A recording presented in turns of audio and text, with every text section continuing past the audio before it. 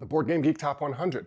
As you may know, Board Game Geek is the preeminent site for information about board games, and it has a ranking system based on users' ratings that gives you a top 100, 1,000, 1 million list of games. The question for retailers is, how does that stack up to actual retail sales? So we're going to go through real quick the top 100, 5 at a time.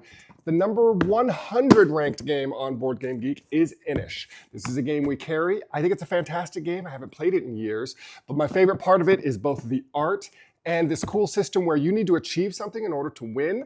But once you've done that, you have to declare that you're going to try to win, and your turn is over for the round. Everyone else has a chance to try to stop you from meeting that condition. It doesn't hit our top 100 sales-wise. We sell it, we keep it in stock. It sells enough to keep in stock, but it definitely does not hit the list anywhere near being in the top 100.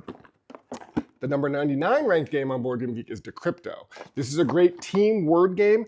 Very hard to demo. It's actually a game that doesn't make a lot of cognitive sense until you've actually played it, but it does crack our top 100. This was our number 77th best-selling game in the past year, despite the fact that it's hard for us to demo it. I think people just love word games. They see this on the shelf. We can give a quick explanation of how it works, and they buy that one. So that's a good one.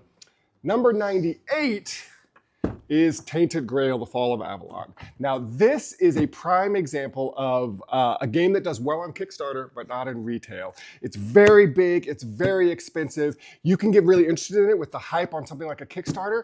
In store, it really doesn't move. In fact, I want to say we've sold 1 copy of this game in the last year. So it's a really cool game, really cool cooperative experience, but definitely not something that I consider a great retail game.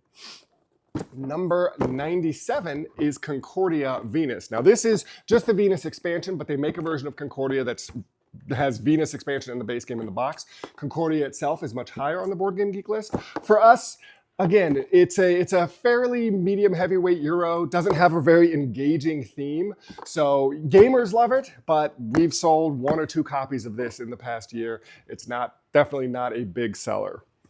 And number 95, last one for today, is The Search for Planet X. This one does decently well for us. It doesn't break the top 100 by any stretch of the imagination, but it's a cool deduction game. I think this one appeals to people who sort of see it on the shelf and like the kind of astronomy theme. We've all played it, we can talk about it, and it sells enough to keep it in stock, but definitely doesn't break the top 100. Those are the first 5 games, numbers 100 through 96 on the Board Game Geek Top 100. How they stack up, really only one of them has broken our personal top 100 in sales at Games Unlimited. I'm Kylie. Go unbox some fun.